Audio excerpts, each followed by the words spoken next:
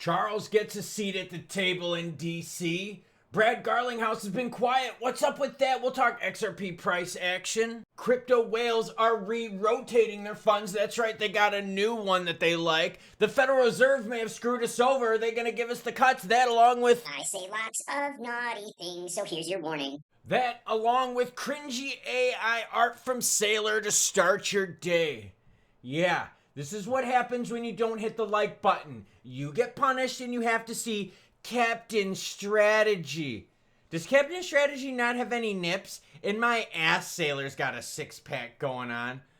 Oh gosh, this is just way too cringe. Now before we get into the action, Gemini's lack of action, that is, your comments come first because you, the viewer, matter most. There was a reason I didn't get into the Gemini IPO. That's because they were losing money going into the IPO. How the hell does an exchange lose money now while volumes are the highest they've ever been, profitability is the highest they've ever been, Coinbase is raking in money, Binance is raking in money, yet Gemini couldn't? G. Bishop says Powell works for American Express and Coinbase. Oh, and he wears a members only jacket. Wow, we've got a lot of inside jokes going on in today's great video. I freaking love it. What else do I got for you? You gotta light one to me. Says, hey Klaus, the Gemini IPO just took a dive. For real. Everyone's like, oh bro, are you gonna get into Gemini? I said, no, I'm not. I said, I don't think it's gonna do anything special. There's the chart for Gemini up on the screen. That's not a good chart. Yeah, you see that? That's not good. Not good at all. David Bush is hanging out with us in the comments and says, we'll be tuning in at 1:50 p.m. Eastern time today for the scammer Powell. If he pauses, most likely, do you think this common folk will have enough time to sell before the crash? Look, we've seen this time and time again. Whenever there's CPI data, whenever there's FOMC rate decisions, the market has an initial reaction, like a real quick initial reaction, and then the real reaction happens a couple hours later. I don't ever overreact, and I don't know, it's up to you if you want to or not, but to be honest, look, here's the problem. Powell may have screwed over the labor market, right? Companies are letting people go. They're closing a lot of open job positions. This is not good. And this is because rates have been so high for so long. Now the market is sitting here going, yo, Powell has to cut. But the problem is Powell, his whole tenure at the Fed has been late. That's why he's known as always late to the party Powell, right? When we started feeling the pressure of inflation after the pandemic, we were like, bro, you need to raise rates, man, before we start having some inflation problems. And the Fed was like, oh, guys, don't worry. It's transitory. And we're like, no, it's not transitory. This shit is biting us in the butt right now. And y'all remember the prices going bonkers, right? As we were dealing with all the lockdowns and the Rona crap. Yeah, he did nothing about it, him and the Fed. And then out of nowhere, it was a 75 hit. Well, now this is just the opposite. He's late to cutting rates. So now they're like, bro, you need to cut. What are the latest odds? I've got them right here.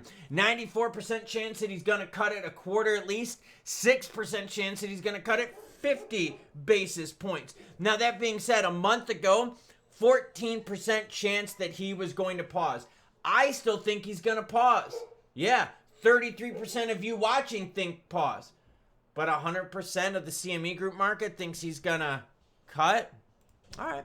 Altcoin season index is at 70 out of 100. Volume's at 150 billion. What's going on right now? Well, over the last 90 days, Bitcoin's up 10%. A lot of our favorites are up fairly strongly. And, of course, Picoin's at the bottom, down 33%. They should have just called it, like, piece of shit coin, because its performance is exactly that. Let's keep learning. Oh, you haven't hit the like button yet? Well, there you go. More AI art Sailor with no nips. Obviously, AI doesn't understand the male anatomatalia. It can do a little indent for the belly button right here, but can't give nips. What is he wearing, pasties or something? Bitcoin ETFs record the strongest inflow since July. Push holding soon to a high. Yeah, that's right. Because people, the bigs, have now re-rotated. See, what happened was these players were into into BTC. Then they went into ETH, right? ETH is blue, BTC is orange, as you can see right here. Now they're going back into BTC. Check it out. The last about 7 days or so, since the 7th of September, we've seen more institutional money leaning towards BTC than we have towards Ethereum. Let's learn, everyone. Bitcoin exchange traded products globally logged net inflows of 20,000 BTC last week, the strongest week intake since July 22nd. The renewed momentum lifted U.S. spot BTC ETFs combined holdings to 1.32 million BTC. Bitcoin ETF inflows tend to be one of the key determinants of Bitcoin's performance. This is from Andre Dragosh, head of research at Europe's Bitwise Investments. He said the percentage shares of Bitcoin performance explained by changes in ETP flows, interesting, has reached an all-new time high. He says there appears to be a re-rotation. Nice. What do we got going on? Well, we talked about it a little bit. Jerome overcooking the turkey. Here's the issue. If Jerome cuts, whether he cuts a 50 or a 25, if we're headed towards a recession, and if we're headed towards a market collapse because businesses are going to lay off a shit ton of people, dude, it doesn't matter what he cuts it. It may be too late. And we get to blame that man up on the screen. Charles Hoskinson, to attend a Senate Banking Committee roundtable on crypto legislation, finally gets invited to the party. Eleanor Tourette's got some news for us. Her information is linked down below. It says new. As Republican and Democrat senators continue talks on market structure legislation, obviously we're not getting regs this month, a group of leaders from several major crypto firms is set to meet tomorrow morning with Senate Banking Committee leadership in a roundtable. Nice. This meeting follows more than a week of industry review of the committee's latest approach to distinguishing securities from commodities. Why haven't you done this whole time? Why are you waiting until now, September 17th, to do this? We know the problem of determining what's a security, what's a commodity, what's a currency has been a problem facing crypto for years. And you want to have a talk about it now? Yo, the government should work with Powell. Actually, the government should hire Powell because Powell's always late to the party and the government always overpromises and under-delivers. So Charles finally got a seat at the table. This dude's a fucking knob gobbler. Brad's been quiet. Real quiet. We haven't heard shit from him in weeks. In fact, his last post was September 4th. Yeah, talking about the CME group and XRP futures. Then he comes out on the 15th with this. U.S. small businesses and veterans embody resilience and opportunity. Through Ripple's 25 million RLUSD commitment to a Coin Opportunity Fund and Hiring Heroes USA, we're helping expand access to capital, training, and careers. Cool. Philanthropy. Like it. Ecosystem? Doesn't help it at all, does it? No, it doesn't. So Brad's been super quiet here these last 2 weeks.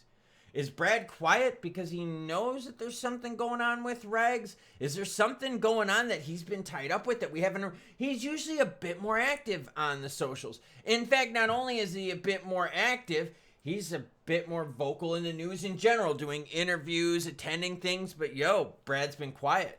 This means something big is coming for XRP.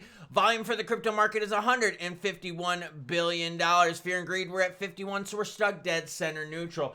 We're holding our prices where we should, leading up into the Federal Reserve meeting. BNB's at 952. ETH is holding strong at 4,500. Bitcoin's at 116,000.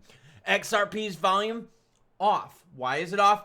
Dude, people need to know what is going on with rates. And they also need to know, well, wait a minute, do we have to start paying attention to the jobs reports? Because if layoffs, mass layoffs are going to be a thing, who gives a shit what the rates are? Everyone's going to be worried about losing their jobs. And if you're worried about losing your job, what's the first thing you do? You stop spending as much. So if you stop spending as much, that means business revenue goes down. And when business revenue goes down because people stop spending as much, what do businesses do? They lay off more people. Oh, and that becomes a vicious cycle. XRP sitting at $3.02, volume at 4.47 billion. Basically what you've seen is this. After the big little profit-taking move above 315 right here, we've bounced right around that friend zone of $3. I told you we would basically hold sideways until the Federal Reserve meeting, and the announcement happens at 2 p.m. Eastern today. We're going to be live streaming that. This one, I've got no clue. I personally think he's going to pause because that's what he's done his whole freaking life. Most of you think he's going to cut, though. We're going to find out. Now, that being said, XRP, we're going to be watching the charts as the FOMC meeting happens and as he talks. The rate decision will be very important. Like I said, it's at 2 p.m. Jerome Powell then goes on the mic at 2:30. That is big because when he starts talking, that's when the market really wrecks. You can literally follow the candlesticks of XRP as Powell takes to the mic. So right now, looking at XRP, yo, $3 floor is strong. But are we going to sell off on Powell pausing? Will we move? I honestly think, hey, if he cuts it a quarter, we've already priced in the action. Yeah, I think what you're seeing up on the screen right now, price-wise, is the market giving us that quarter we were looking for. He gives us a 50. Well, he's sending mixed signals. A, the market may do a short-term rally, but B, the market will go, oh, shit. The reason you're doing a 50 is because you overcooked the bird and you screwed up the jobs market, you asshole. Between you and Saylor, you're really fucking up my September 17th. This is the first time that I can remember in a long time that the market is really, really like on edge based on what Powell is going to do. For real, we've seen over the last few days, the market basically just stop. Just kind of stop where it's at and going, all right, we're not going to make any big plays. We're not going to make any big moves until we know what the JP man is doing. And it's not just his rate decision today, but it's what he says in terms of, well, are we going to cut 2 times this year? Are we looking at a 75 basis point cut for the remainder of this year? Or are we targeting a 50? Yeah, there's a lot that's going on in today's meeting, and it sets the tone for the rest of the year. Why is that big? Well, because for crypto, we got some pro-crypto things going on, right? We got some ETF action for some of our favorites. We've got reg discussions. So yeah, if we've got some true big positive things right here, that's awesome. But if we got a poopy job market, right, and we got recession fears right here, that's a big negative. So you're going to see a big positive fight a big negative, and, well, we'll find out who wins soon enough. You know who hasn't won or didn't win? It's Saylor in his AI art. And that's what happens if you don't hit the like button. Daddy Klaus just keeps showing you the Saylor dog. Superman, or like, dude, get a new intern, or if it's not you and it's you, Saylor, that's doing it directly, Saylor, hire an intern then, because for real, your shit is cringe AF. Other than that, we're seeing a re-rotation of players jumping from ETH now back into Bitcoin. I told you they would take profits, but ETH is still holding strong in terms of price. Stakers for ETH right now had like a 45-day waiting period to get out. Oh, that's not good. That's because a lot of people are exiting at the doors.